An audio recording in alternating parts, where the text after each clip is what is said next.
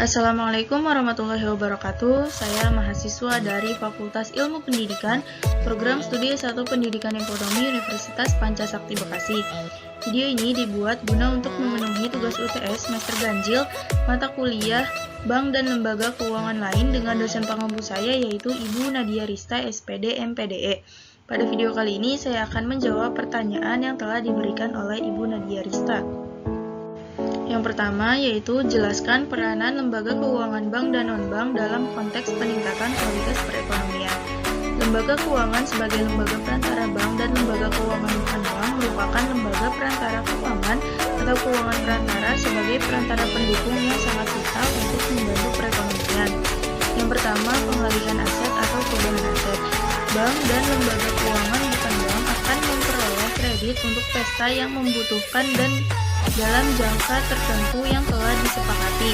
Sumber dan kredit tersebut diperoleh dari pemilik dan yaitu satuan kelebihan yang jangka waktunya dapat diatur sesuai dengan keinginan pemilik dan dalam hal ini bank dan lembaga keuangan bukan bank telah berperan sebagai pengalih satu set yang likuid dari satuan kelebihan atau pemberi pinjaman untuk satuan defisit atau peminjam. Yang kedua, transaksi.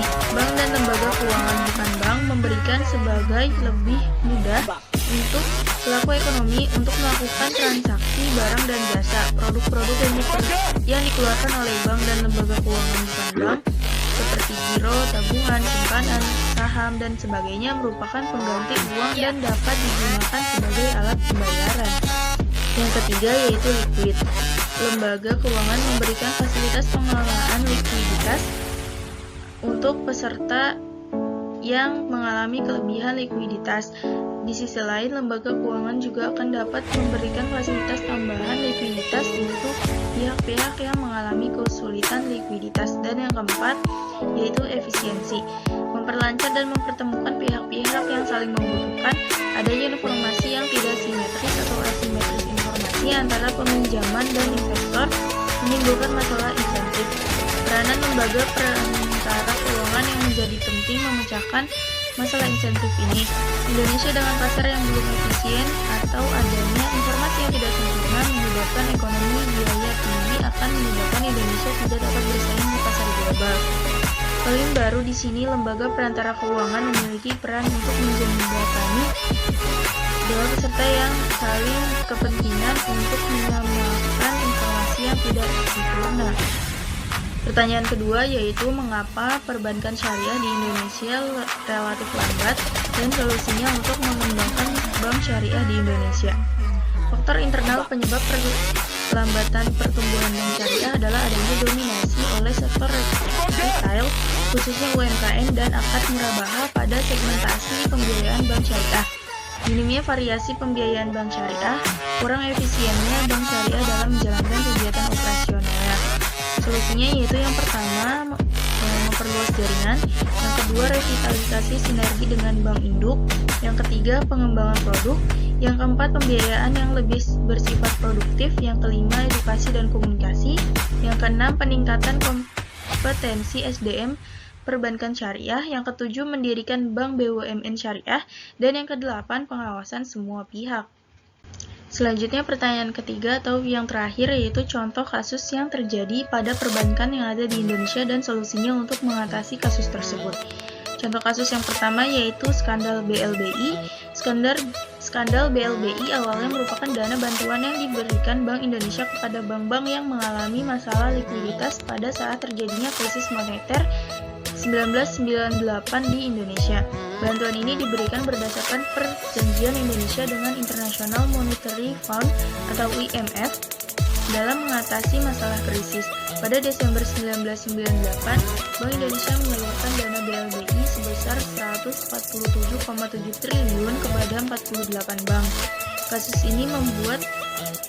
Kasus ini mencuat setelah keluarnya hasil audit Badan Periksa Keuangan terhadap penggunaan dana BLBI oleh 48 bank. Hasil audit ini menyimpulkan telah terjadi indikasi penyimpangan sebesar 138 triliun. Dan kasus yang kedua yaitu adalah kasus Bank Senturi. Kasus Bank Senturi mencuat ketika lembaga minjam simpanan mengambil alih bank yang tengah mengalami krisis likuiditas ini. November tahun 2008, dari sana terungkap dana nasabah sebesar 1,45 triliun telah diselewengkan dan polisi menetapkan komisaris utama Bank Senturi, yaitu Robert Tantular, sebagai tersangka utama. Modusnya dengan menjual reksadana fiktif kepada para nasabah.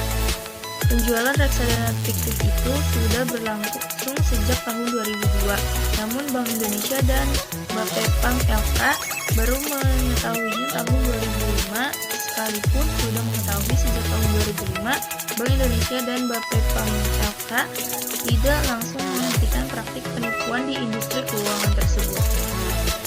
Solusinya yaitu yang pertama, perlunya adanya peningkatan kemampuan penyidik dalam bidang akunting dan keuangan. Yang kedua, sistem pengawasan dari pihak bank yang efektif.